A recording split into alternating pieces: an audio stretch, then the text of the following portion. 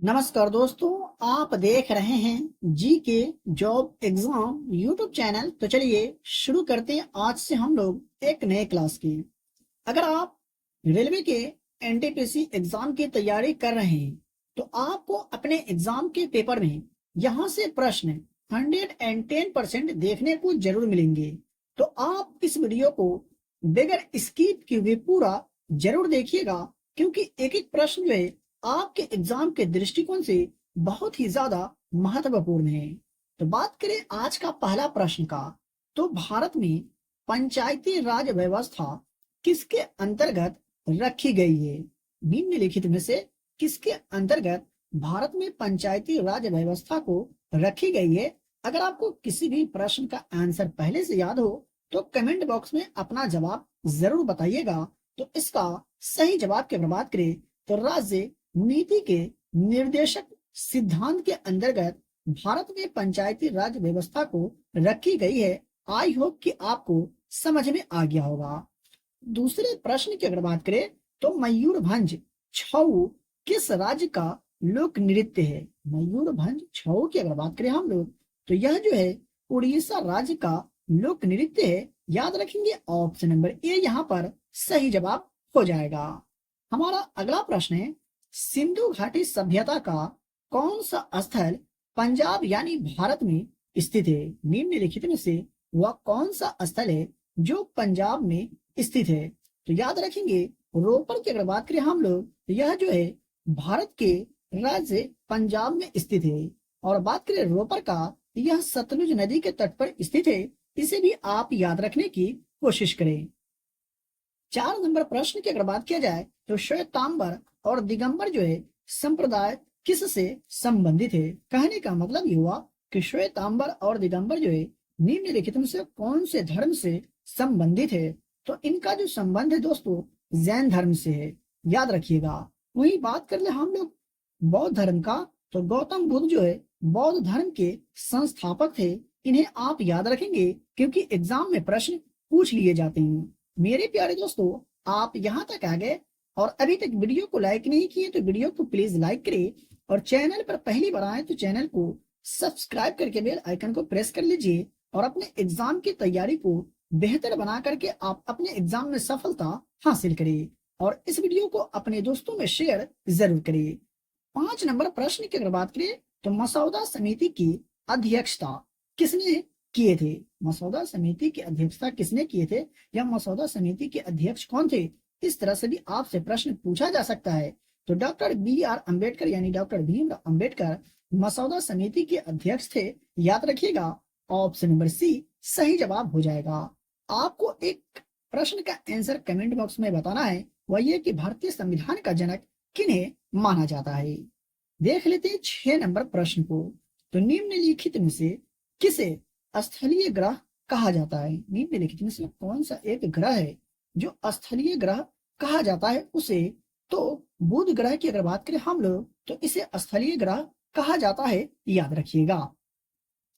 7 number प्रश्न की अगर बात करें तो किस लेंस की क्षमता जो है ऋणात्मक होती है? निम्नलिखित में से वो कौन सी लेंस है जिसकी क्षमता ऋणात्मक होती है? तो अवतल लेंस की क्षमता जो है दोस्तों ऋणात्मक होती है। याद रखिएगा ऑप्शन नंबर बी सही जवाब यहाँ पर हो जाएगा।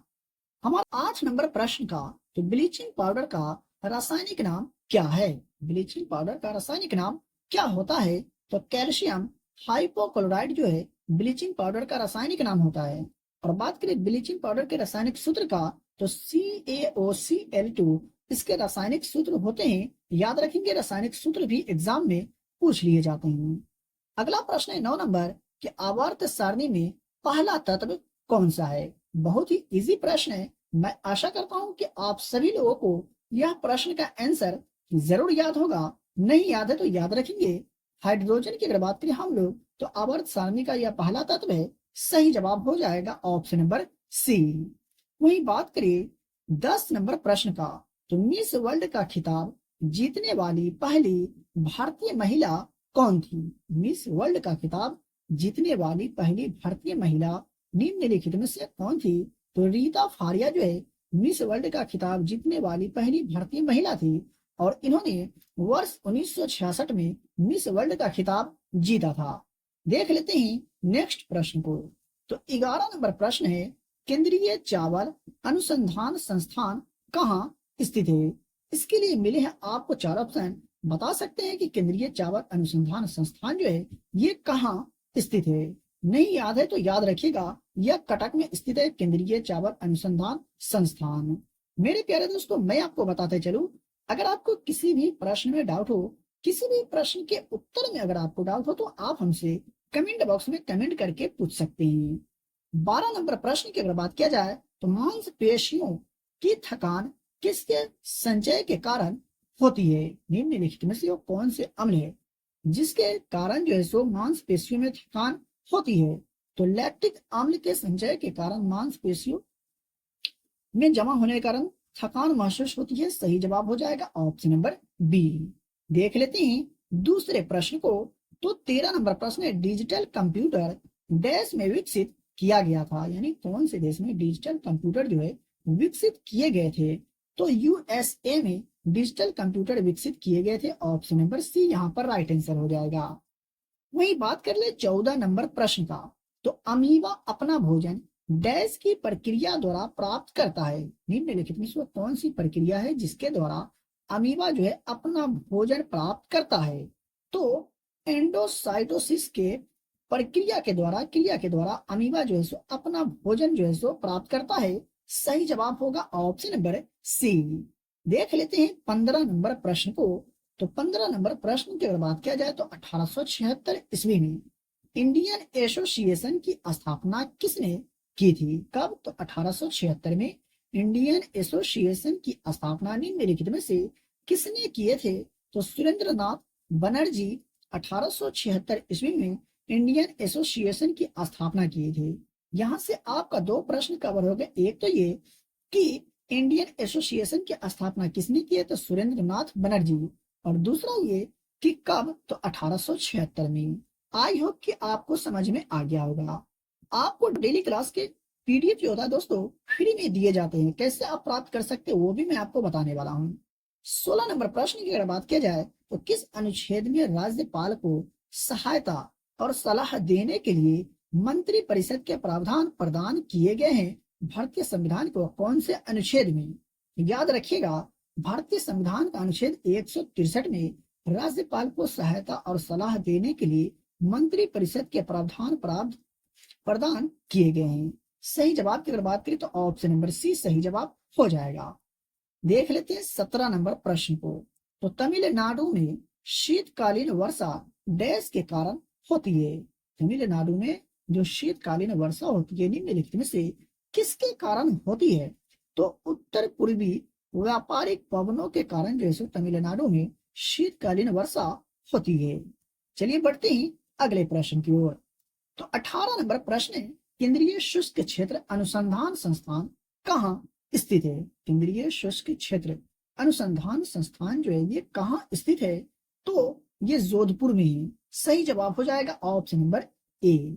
और जोधपुर कौन से राज्य में है? तो राजस्थान में। इसे भी आप याद रखेंगे। 19 नंबर प्रश्न की अगर बात किया जाए तो छोटा नागपुर पठार निम्नलिखित में से किन राज्यों को घिरे हुए हैं? यानी ऐसे भी आपसे प्रश्न पूछा जा सकता है कि कौन से राज्य है जो छोटा नागपुर पठार से घिरा हुआ है। और यहाँ आपसे प्रश्न पूछा गया है कि छोटा नागपुर पठार निम्नलिखित में से किन राज्यों को घिरे हुए हैं। तो आपको कंफ्यूज बिल्कुल भी नहीं होना है, इनमें से सभी राज्य हो जाएगा छत्तीसगढ़, झारखंड, बिहार, पश्चिम बंगाल और उड़ीसा। इन सभी राज्यों का नाम आपको याद रखना है। यहाँ पर सही जवाब होगा ऑप्शन नंबर डी। बात कर ले आज का 20 नंबर प्रश्न का। तो भारत में पहली औद्योगिक नीति की घोषणा डैश में की गई थी? यानी किस वर्ष में भारत में पहली औद्योगिक नीति की घोषणा की गई थी? तो वर्ष 1948 में भारत में पहली औद्योगिक नीति की घोषणा की गई थी। चलिए देख लेते हैं दूसरे प्रश्न को। तो 21 नंबर प्रश्न है, भारत में मत देने का अधिकार एक डैश अधिकार है? यानी भारत में वोट देने का जो अधिकार है निम्नलिखित से कौन सा एक अधिकार है? क्या आपको मालूम है? नहीं मालूम है तो याद रखिएगा, संवैधानिक अधिकार है एक भारत में वोट देने का अधिकार। सही जवाब हो जाएगा ऑप्शन नंबर सी। याद रखिएगा, काफी बार यह जो प्रश्न एग्जाम में पूछे जा चुके हैं। 22 नंबर प्रश्न की अगर बात करें तो अंतरिक्ष विभाग इनमें से किस मंत्रालय के अंतर्गत आता है? अंतरिक्ष विभाग जो है निम्न में से कौन से मंत्रालय के अंतर्गत आता है? तो आपको बिल्कुल भी कंफ्यूज नहीं होना है, इनमें से कोई नहीं बल्कि यह भारत सरकार के अंतर्गत आता है अंतरिक्ष विभाग। सही जवाब हो जाएगा ऑप्शन नंबर डी। बढ़ते हैं दूसरे प्रश्न की ओर।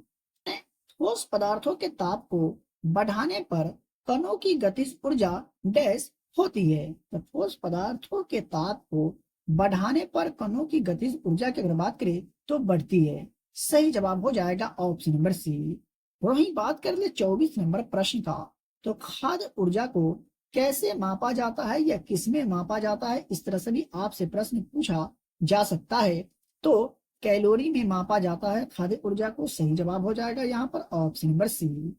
बात कर ले 25 नंबर प्रश्न का, तो किसे कोशिका का रसोई घर माना जाता है? निम्नलिखित में से किसे जो है सो कोशिका का रसोई घर माना जाता है? तो याद रखिएगा क्लोरोप्लास्ट को कोशिका का रसोई घर माना जाता है।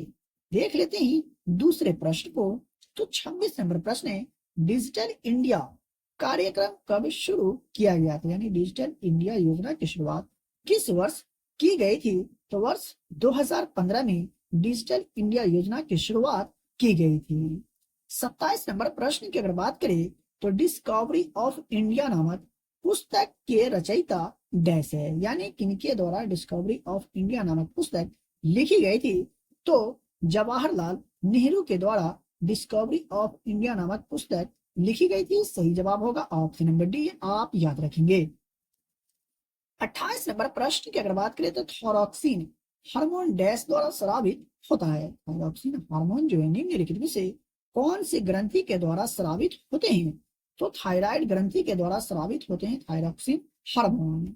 बात कर ले 29 नंबर प्रश्न का, तो भारतीय संविधान के किस भाग में मौलिक अधिकारों का वर्णन किया गया है? भारतीय संविधान के किस भाग में मौलिक अधिकारों का वर्णन किया गया है?